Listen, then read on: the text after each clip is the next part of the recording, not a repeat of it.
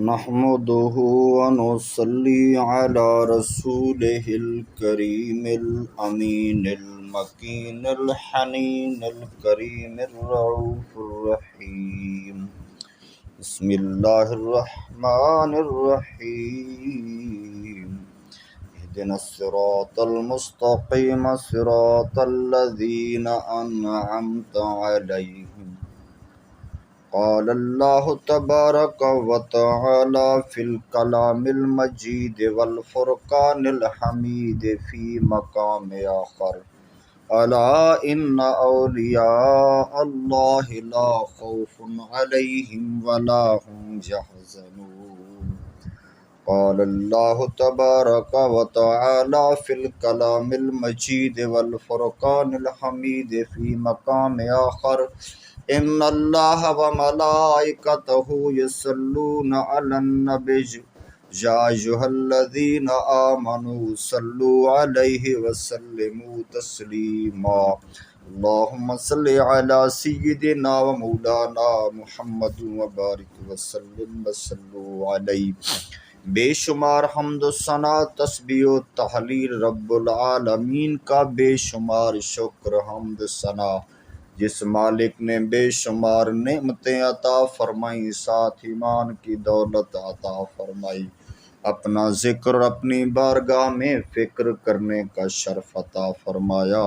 اللہ تعالیٰ اپنے مقدس بندوں کے راستے پہ چلنے والا بنا دے، اپنے مقدس بندوں سے محبت کرنے والا، ان کے طریقوں سے محبت کرنے والا بنا دے، ان کے راستوں پہ چلنے والا بنا دے جن پہ رب العالمین نے انعام فرمایا، جن کا راستہ صراط مستقیم کا راستہ۔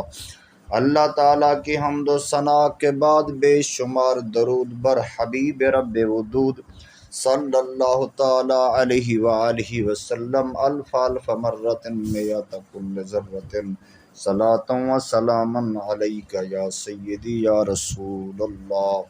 حضرت سیدنا احمد بن سہل رحمۃ اللہ تعالی علیہ فرماتے ہیں، اللہ تعالیٰ کے ایک عظیم ولی حضرت سیدنا ابو فروا صاحب رحمۃ اللہ تعالی علیہ نے فرمایا کہ میں ایک مرتبہ ویران پہاڑیوں میں گھوم رہا تھا کہ ایک پہاڑ کے پیچھے سے مجھے ایک دردناک آواز سنائی دی۔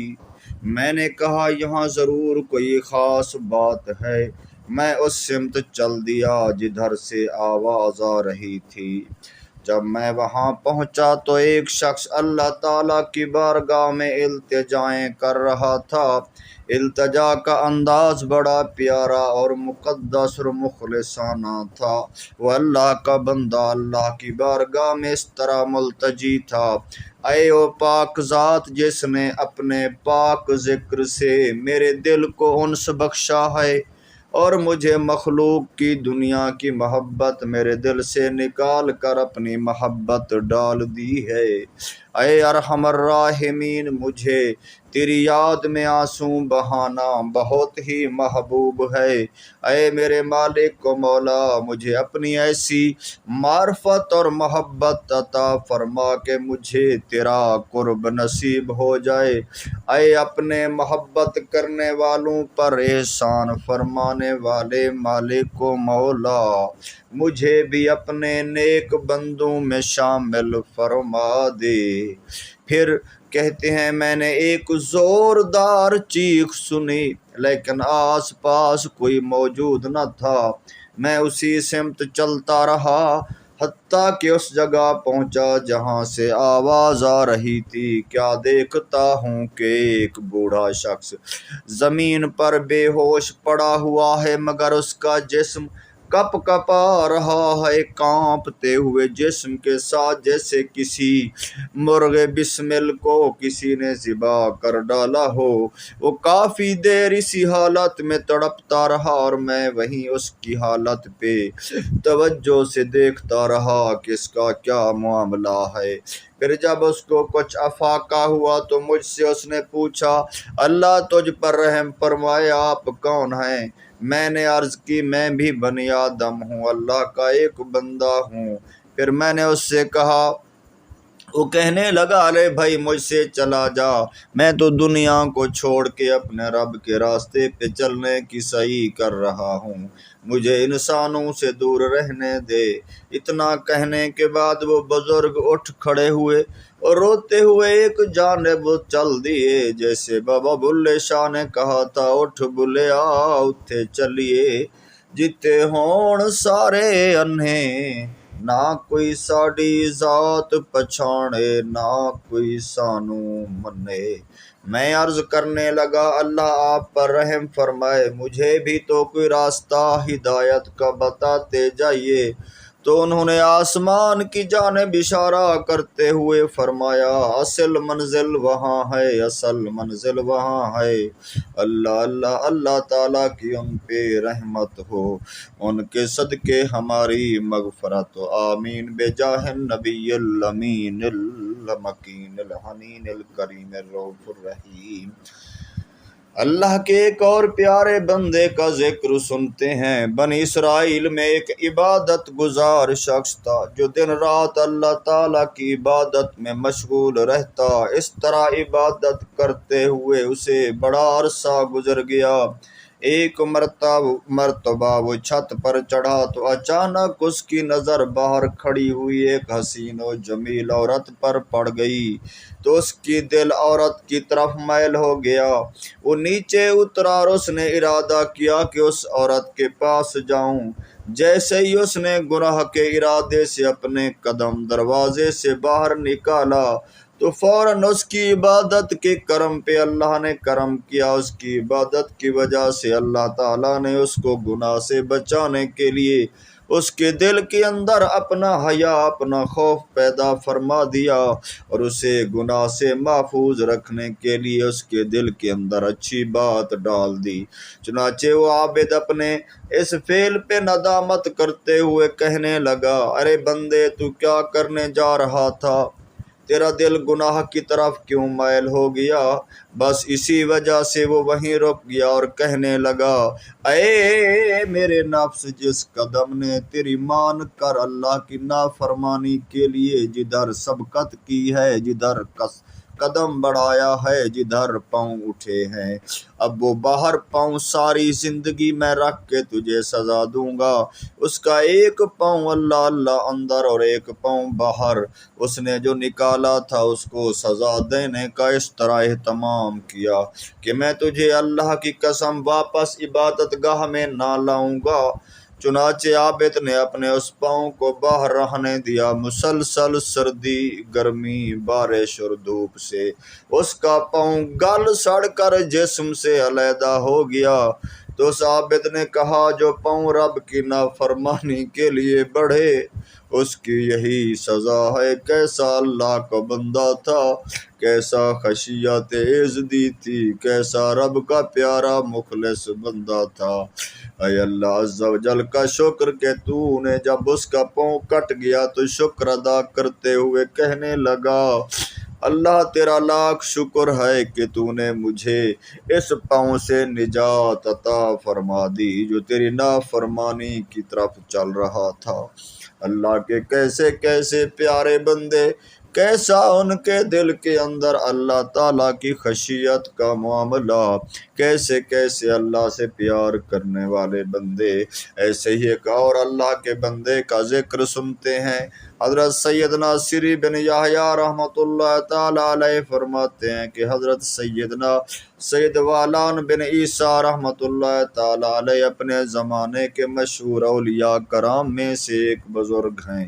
وہ بڑے عبادت گزار شخص تھے۔ انہوں نے مجھے بتایا کہ میں ایک مرتبہ رات کے پچھلے پہر تہجد کے لیے مسجد میں گیا تو اللہ تعالیٰ نے جتنی توفیق عطا فرمائی اتنی دیر میں نماز پڑھتا رہا اور اللہ کا ذکر کرتا رہا۔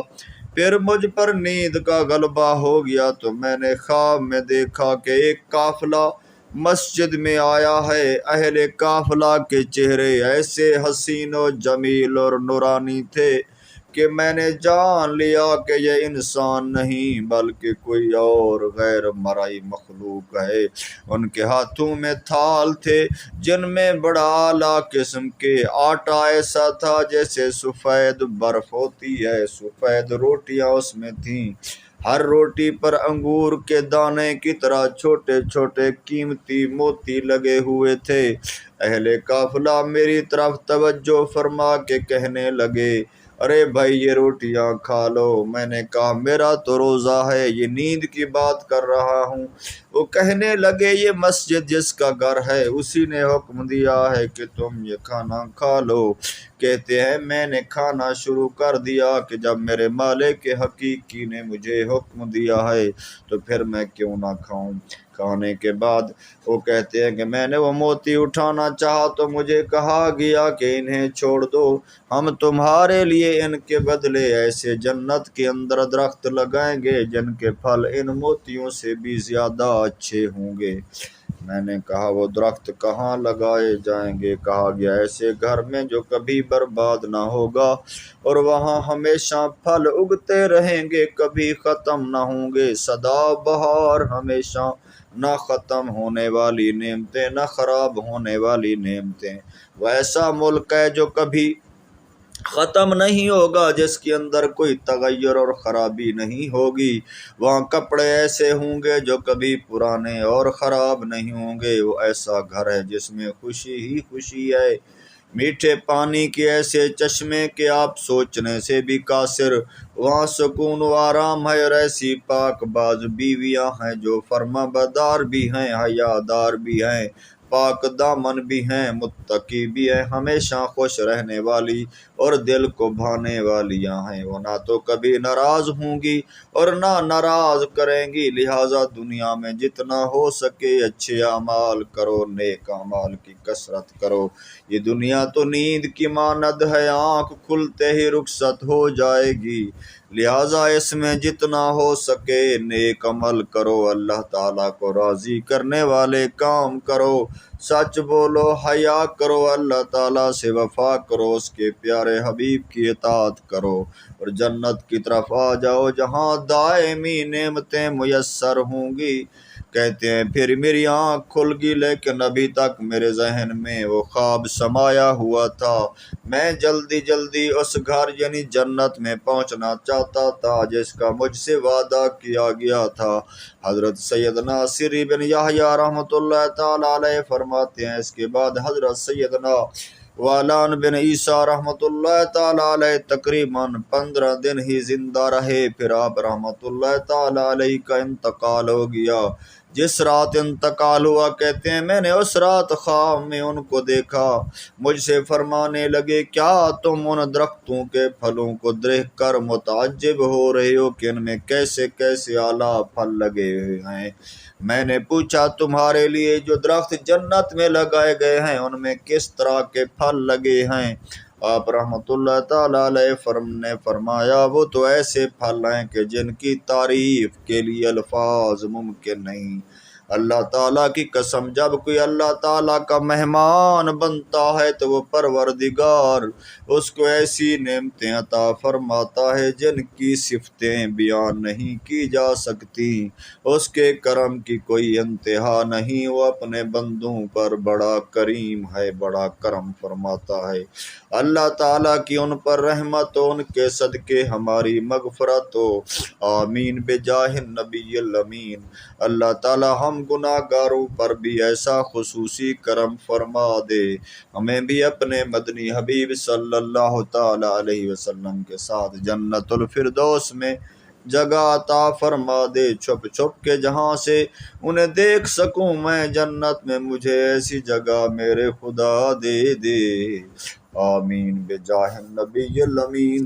مالک و مولا ان مقدس ساعتوں اور راتوں کا واسطہ ہمیں بخش دے، ہمارے والدین کو بخش دے، رشتہ دار اعزاء اقربا کو بخش دے، ہمارے بیماروں کو شفا کاملہ عاجلہ عطا فرما دے، اے کریم کرم فرما دے، تیرے گناہگار بدکار بندے دست سوال دراز کر کے بیٹھے ہیں، تو نے کرم نہ کیا کدھر جائیں گے؟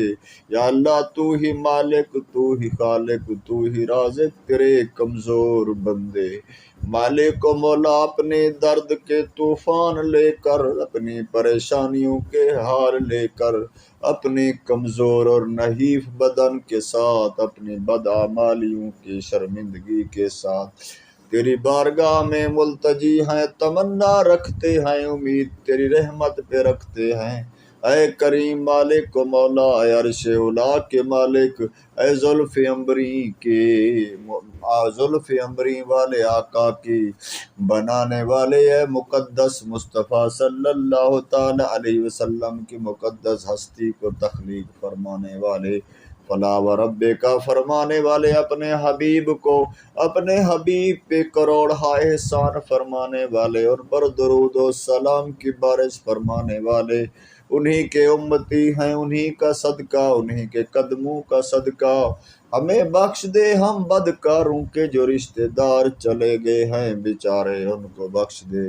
جو جاننے والے دوست احباب چلے گئے ہیں، ان کو بخش دے، والدین کو بخش دے۔ ہمارے گھر بار پہ رحمت فرما، ہمارے بچوں پہ رحمت فرما، اعزا قربا پہ رحمت فرما، ہمارے بیماروں کو شفا کاملہ عاجلہ عطا فرما، ہمیں جسمانی روحانی بیماریوں سے پناہ عطا فرما، بد اعمالی سے، بد کلامی سے، بد نگاہی سے، بد خواہی سے، بد نیتی سے پناہ عطا فرما، نفس و شیطان کی مصیبتوں سے پناہ عطا فرما، اسلام پہ زندگی، ایمان پہ موت عطا فرما، مرنے سے پہلے سچی توبۃ النصوحہ کا شرف عطا فرما، میٹھا مدینہ دکھا دے، حرمین شریفین کی حاضری نصیب فرما دے، طواف کعبہ کا شرف نصیب فرما دے، زیارت کعبہ کرا دے، حجر اسود کے بوسے نصیب فرما دے، مقام ابراہیم پہ نمازوں کا شرف عطا فرما دے،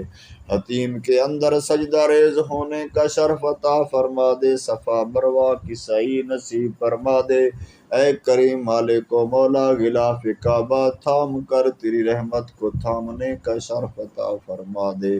مالک و مولا، میٹھے مصطفیٰ صلی اللہ تعالی علیہ وسلم کے مقدس مسجد نبی کی معطر فضا کے اندر ذکر و فکر کرنے کی، درود و سلام پڑھنے کا شرف عطا فرما دے، آقا کی بارگاہ میں التجائے شفاعت کا شرف عطا فرما دے، ریاض الجنہ میں نوافل کا شرف عطا فرما دے، پیارے آقا کی روضہ کی چھاؤں کے نیچے شہادت کی موت جلوہ مصطفیٰ میں نصیب فرما دے، جنت البقیع میں مدفن نصیب فرما دے، بری موت اور سکرات کی موت اور موت کی سختی سے پناہ پناہ پناہ عطا فرما دے۔ اے مالک و مولا، جنت البقیع میں مدفن ہر جگہ کا صلی اللہ علیہ وسلم کی شفاعت اور رفاقت نصیب فرما دے، آقا کے ہاتھوں جام کوثر نصیب فرما دے، جنت الفردوس میں آقا کی ہمسائیگی عطا فرما دے، یا مالک و مولا عطا فرما دے، عطا فرما دے، عطا فرمانے والے، اے میری تخلیق فرمانے والے، میرے اعمال کا حساب لینے والے، معافی عطا فرما دے۔ کوئی نیک اعمال نہیں جس کا صدقہ کہوں، بس التجا ہے تو میرا مالک ہے، اپنے بندے کی دعا کو شرف قبولیت عطا فرما دے، میری ساری دعاؤں کو شرف قبولیت، میرے سامعین کی دعاؤں کو شرف قبولیت عطا فرما دے، آمین بجاہ النبی الامین صلی اللہ تعالی علی محمد وعلی آلہ وصحبہ وبارک وسلم، بحق لا الہ الا اللہ محمد الرسول اللہ۔